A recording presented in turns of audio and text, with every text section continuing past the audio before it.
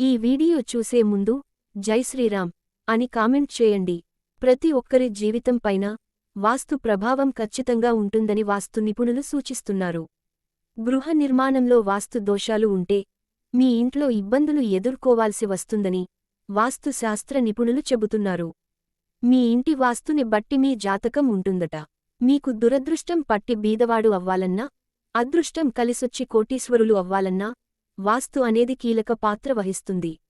అయితే వాస్తు ప్రకారంగా మీ ఇంట్లో కొన్ని వస్తువులను ఉంచితే కుటుంబంలో ఉన్న ప్రతి ఒక్కరికీ అదృష్టం కలిసివచ్చి ఆర్థిక పరంగా, ఆరోగ్య పరంగా ఏ సమస్యలు రావని పండితులు చెబుతున్నారు.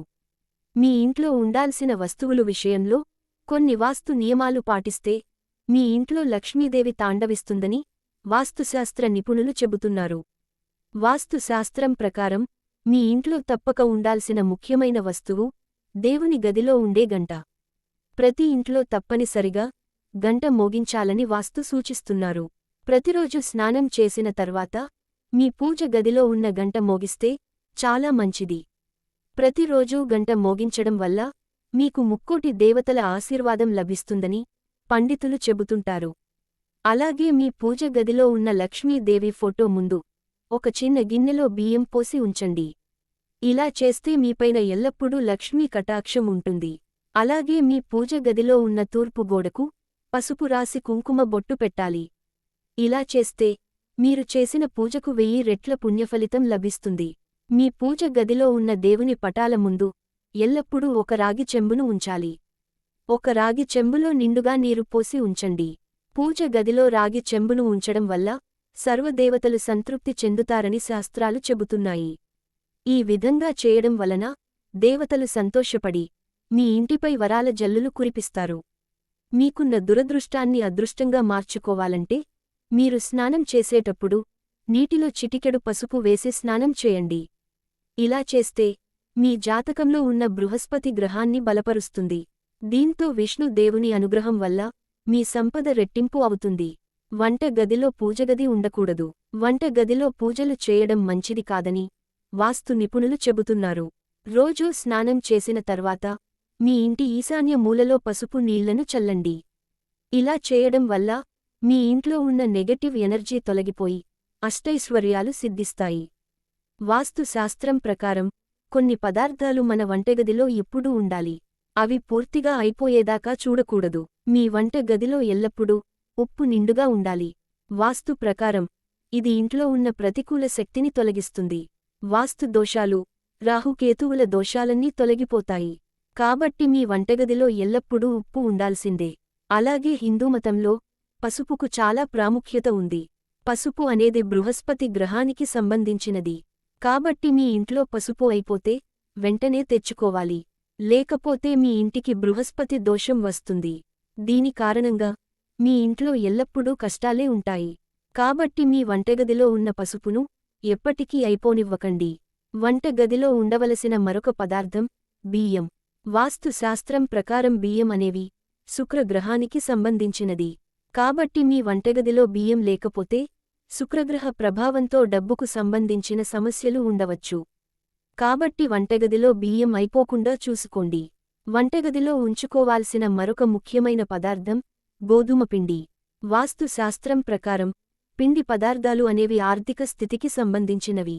కాబట్టి మీ వంటగదిలో ఉన్న పిండిని ఎప్పటికీ అయిపోనివ్వవద్దు. ఇంట్లో పిండి అయిపోతే మీరు చేసే ప్రతి పనిలో అంతరాయం కలగవచ్చు. చిరాకులు ఎదురు కావచ్చు. దీంతో మీరు ఆర్థిక ఇబ్బందులను ఎదుర్కోవలసి ఉంటుంది. కాబట్టి ముఖ్యంగా ఈ 4 పదార్థాలను మీ ఇంట్లో అయిపోకుండా చూసుకుంటే మీ ఇంటికి ఎల్లప్పుడూ లక్ష్మీ కటాక్షం కలుగుతుందని వాస్తు శాస్త్రం చెబుతోంది. వాస్తు శాస్త్రం ప్రకారం మీ ఇంటి పూజ గదిలో నెమలి ఈకలను ఉంచితే చాలా మంచిది.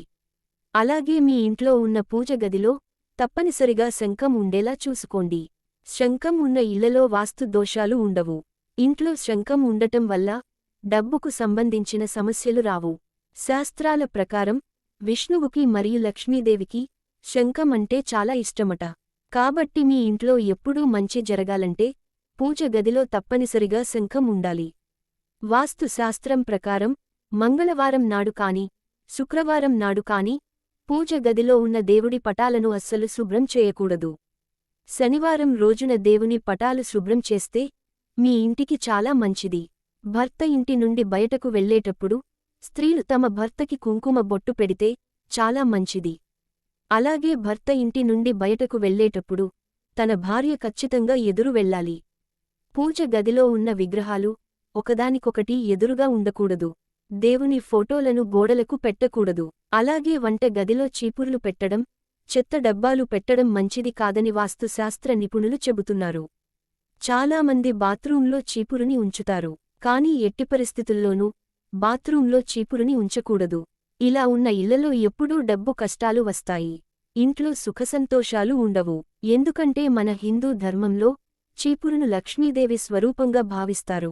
కాబట్టి అటువంటి చీపురును బాత్రూంలో ఎట్టి పరిస్థితుల్లోనూ ఉంచకూడదని పండితులు చెబుతున్నారు. వాస్తు ప్రకారం మీ పడకగదిలో చనిపోయిన వారి ఫోటోలు అసలు పెట్టకూడదు. చనిపోయిన వారి ఫోటోలు బెడ్ రూంలో పెట్టుకోవడం వల్ల భార్యాభర్తల మధ్య మనస్పర్ధలు వస్తాయి. నెగిటివిటీ పెరుగుతుంది.